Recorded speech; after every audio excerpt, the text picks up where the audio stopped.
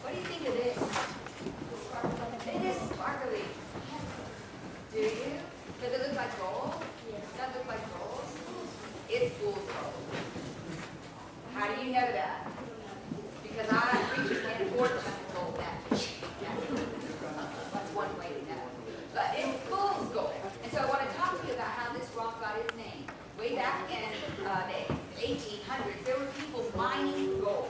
And gold was very precious in those days. But there was a lot of this stuff around too, fool's gold, and it looked a lot like gold. And so they didn't want to spend a lot of time and money and effort digging this stuff up out the ground and hauling it to town because it was worth nothing. So how could they know the difference? How could they know what was real and what was false? They found a way. They brought a touchstone. You ever heard of a touchstone? A touchstone is something that, it was a smooth dark stone they would carry in their pockets.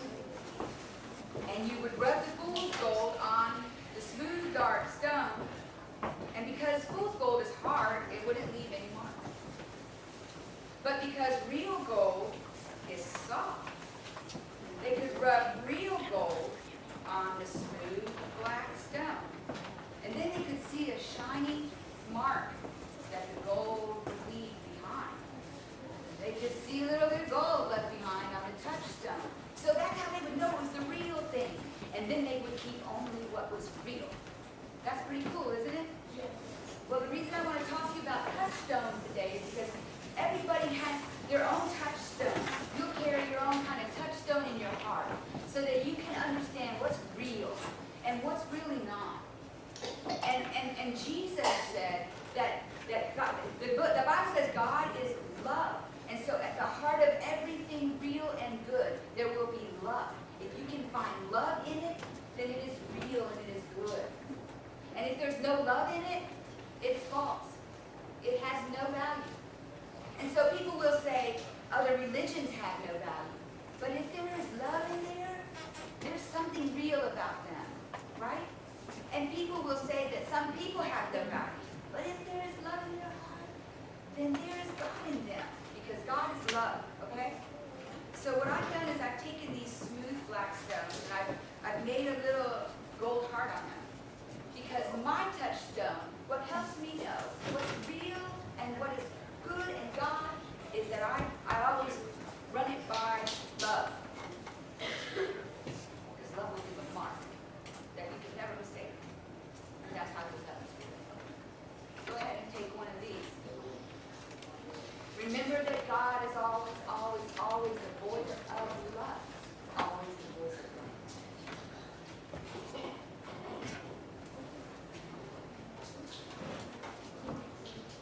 Let's pray together. If you want to take another one for someone, you may do that. So let's pray together. Dear God of love, help us to know that you are always, always, always the voice of love and the rock of our salvation. Amen. You can go to Sunday school. Thank you for being here today.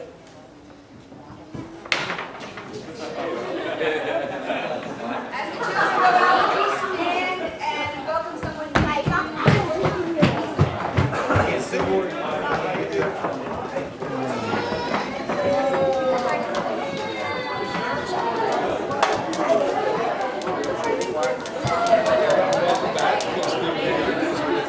Hello, sir. Good to see you.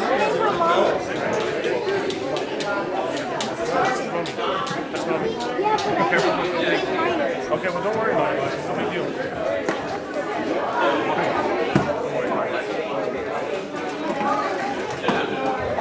Dog, did you see Mr. Ricky? See Mr. Ricky? No? Okay.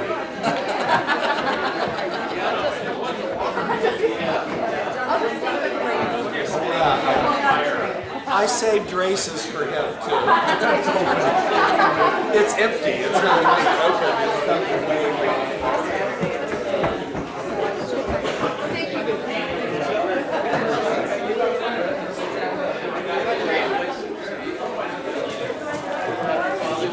How are you? Turn this off.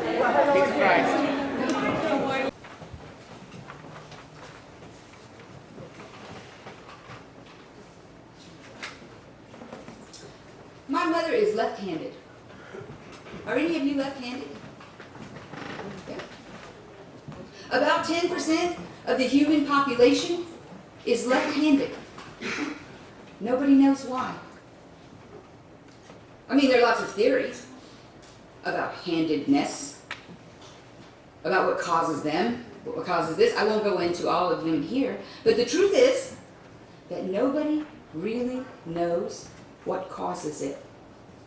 All we really know for sure is that most children demonstrate a preference for one hand or the other early on, and that preference never changes. So most people today accept that handedness is just hardwired into us, that it's just part of who we are, that we're born that way, either right-handed or left-handed, and that's all there is to it. Of course, it's not really that simple, because actually some people are ambidextrous, which means they can write with either hand just as well, which is, if you kind of think about it, is pretty amazing. Anyone here ambidextrous? Anyone able to write equally well either way? That's awesome. That is very cool, because only about 1 in 100 people across culture and across time can write either way. Today, no one would think of demonizing someone for being a southpaw. No one would think of it. But it wasn't always that way. It wasn't always that way. When my mom was born in Michigan in 1937, people still thought handedness was something you could change. Worse, they thought handedness was something that needed to be changed, because left-handed people were widely believed to be evil. Oh, yeah, anybody old enough to remember that? Amen, amen. They thought left-handedness, they thought there was something intrinsically wrong with those people, and they had plenty of verses in their Bibles that they could point to that backed them up. Or at least that they interpreted to say what they felt it needed to say. I mean, people seriously believed that there was something very wrong with left-handed people. They were accused of being witches. And people said it was just unnatural, the way they seemed to do everything backwards. It was creepy. It made people uncomfortable to watch. So you know what they did. My grandparents, when they began to suspect that my mom was, well, different, they were afraid for her. They were worried about her. They knew that she would face that social stigma, and she wouldn't even understand it. So they tried to teach their tiny daughter to use her non-dominant hand for everything. To eat and to throw and to draw, and to never, never, never reach for anything with her dominant hand. But it didn't matter. It didn't matter, because she went to public school, and on her very first day of school, the teacher tied her left arm securely behind her back and put her in a desk at the far end of the classroom where she wouldn't interact with any of the normal kids. She spent most of first grade that way.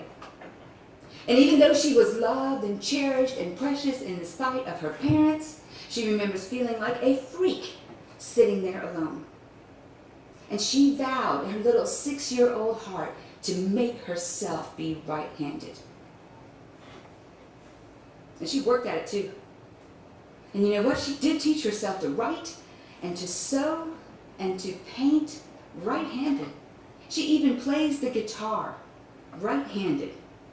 But my mother, who is 79 years old, in spite of all of her best efforts, is still left-handed. That's probably just never going to change. Because she was born that way, right? Well, thank God we all outgrew that ridiculous nonsense.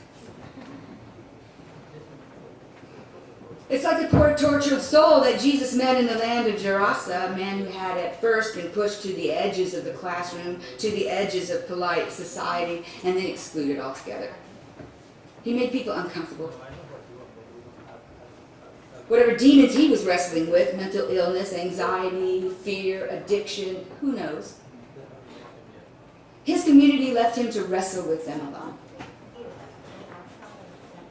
After stripping him of his dignity, of his place in life, they cast him out among the tombs and left him there to die. By the time Jesus met him, the young man had been so dehumanized for so long that he no longer had any personal identity. He didn't even remember his own name. Legion, he said, many. When Jesus asked him, I have many names. They call me many things, all of them unholy. Are you here to torment me too? Holy man of God. But Jesus was different. Thank God, Jesus was different. Instead of adding more chains to this man, Jesus began to lift them off. Link by heavy link. Here a chain of rejections, and here a chain of judgments, and here a chain of sorrows and regrets. There a chain of abuses, and there a chain of disappointments, and there a chain of betrayals. One by one, Jesus helped the man out of his chains. He unwrapped him,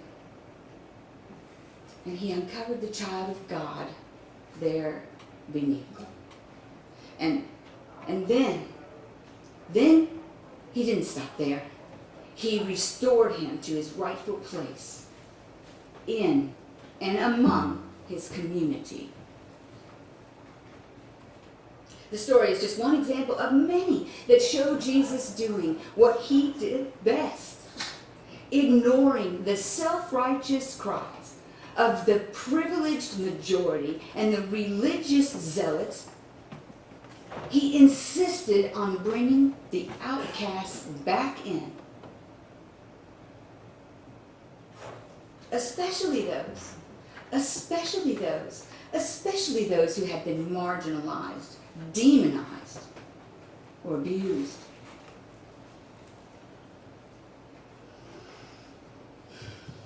So this is the one that we follow. This is the one that we call Lord. How, why in the world would we do anything less? Brothers and sisters, there are still people in this world who think left-handed people are not children of God. If you don't believe me, go home and Google it. Now listen carefully.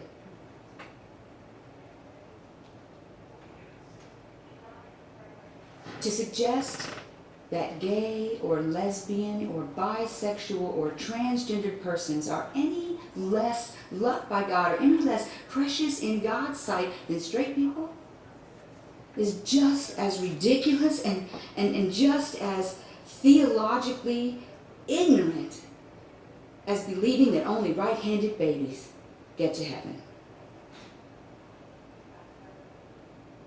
It's wrong. It's not true. It's an unholy lie spawned by bigots. And don't you dare believe it. Don't you dare let anyone else spew that nonsense in front of you without telling them that they're wrong. I'm sorry, they're just plain wrong, period. God loves all the babies that God makes the same. All the babies. And God already knows which hand they're going to prefer. It's important to say this stuff out loud.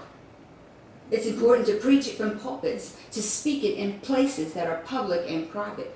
Because apparently it still isn't obvious to everyone. And brothers and sisters, there are already too many people among the tombs. Amen?